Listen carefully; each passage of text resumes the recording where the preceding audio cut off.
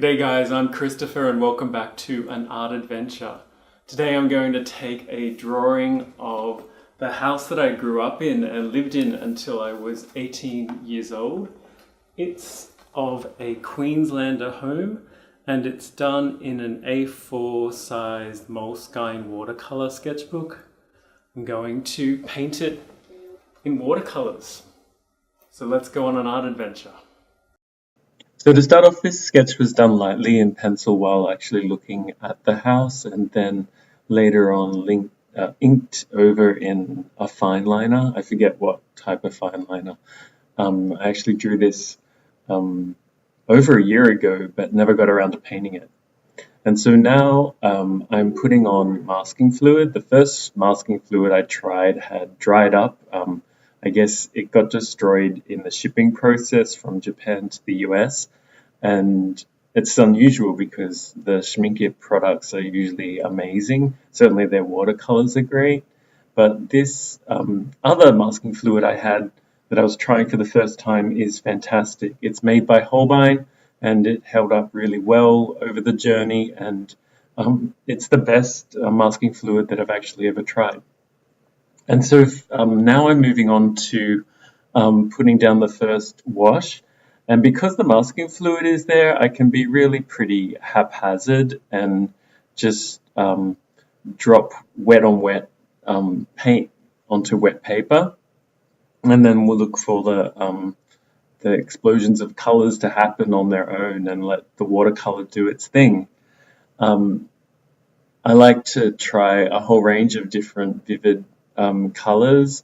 I know that many watercolorists will stick to a limited color palette, but I really like exploring color and seeing the different effects that I can get. But the difficulty that I'm having with this piece is due to the paper. So the Moleskine sketchbooks for watercolor paper, really they're designed to be very much a little sketchbook for quick studies, I guess.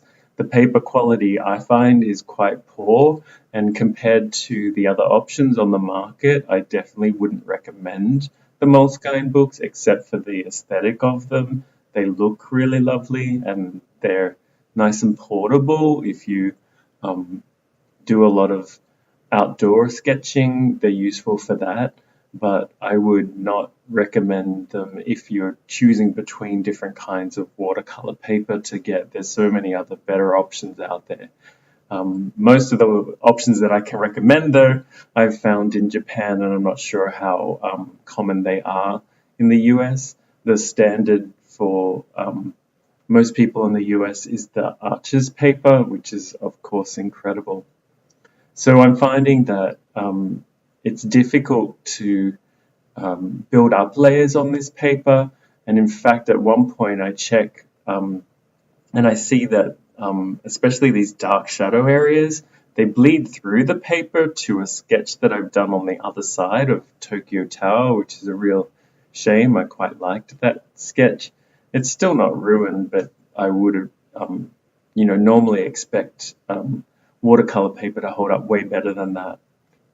I also wanted to talk about the subject itself. If you haven't ever drawn your house, it's such a great subject to choose. Obviously, it's right there and accessible to you. And it's also wonderful for memories, especially if you ever move a lot like I've done over the years. You always assume that you're going to remember a place really well because you're living it every day and it's so clear in your mind. But really, after you've moved, those memories begin to fade really quite quickly. And if you have sketches both of the exterior and interior of your home, it can bring back so many amazing memories of that place. Now, obviously, I remember this home really well because I grew up there and I spent my entire childhood in this town. The town is called Murwillumbah, and it's found in the northeast corner of New South Wales, just south of the Gold Coast on the border with Queensland. And this style of home is actually called a Queenslander house, which I think I mentioned before. They're often raised up on stilts with high roofs to deal with the hot climate that you can find in many parts of Australia, including this place. You can see I'm drawing a palm tree right next to the house as well, right? So it's a subtropical climate. There's a lot of rainforest nearby and beaches as well. You also just saw me remove the masking fluid finally. If it's applied well, you can often peel off large clumps of it at a time. It's really fun to do.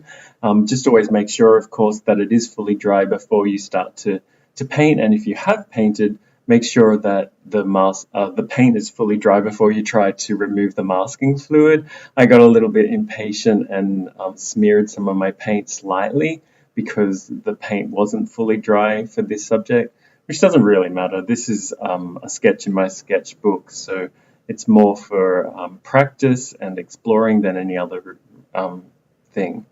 Speaking of practice, drawing things from life is really quite an interesting difference to drawing from a photograph.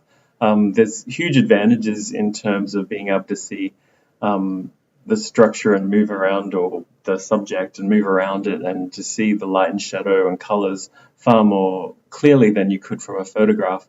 But it can also be a little bit overwhelming as well and difficult to figure out proportions if it's a large subject like this, especially if you have a limited time to sketch in like I did.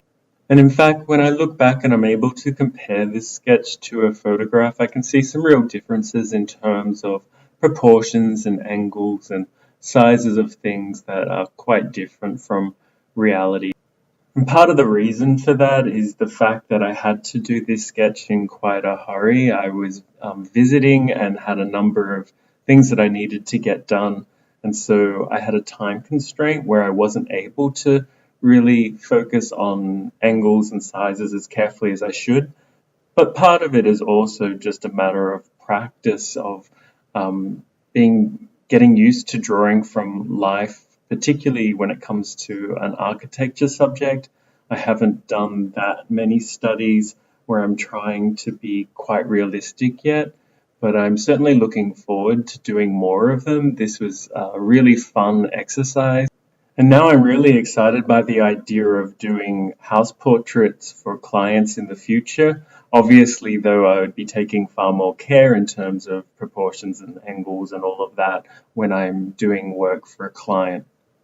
Since I mentioned the topic of work, I'll talk a little bit about my history and background. Originally, I'm a trained scientist, a research scientist in the field of entomology, the study of insects. And then I moved on to science education. And for a bunch of years, I've been teaching at international schools. And for the last 7.5 years or so, teaching at an international school in Japan. And my subjects were environmental science, biology, and a range of other sciences, sometimes math and other subjects too. So that explains why I've often been mentioning Japan for people who are curious. And in the last couple of months, actually at the beginning of this year, I've moved with my partner to the United States. He received a job opportunity, and so we have picked up and moved countries once again. And I'm really fortunate that this is allowing me some time to explore my art some more deeply. In fact, I only just started painting about 6 years ago for the first time, and now it's become more and more of my life. So I'm looking forward to transitioning into an art career. So if you're curious about me and why I speak in a strange accent and seem to have lived all over the world, hopefully that explains a number of your questions. And if you have any others, please feel free to write them down in the doobly-doo comment section below.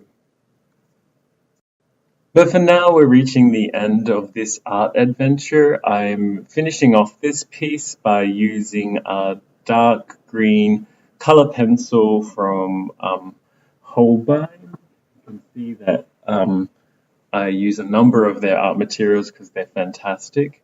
And I think this really helps this piece come to life or put on the finishing touches. It's a great technique to use if you've never tried it with watercolor before.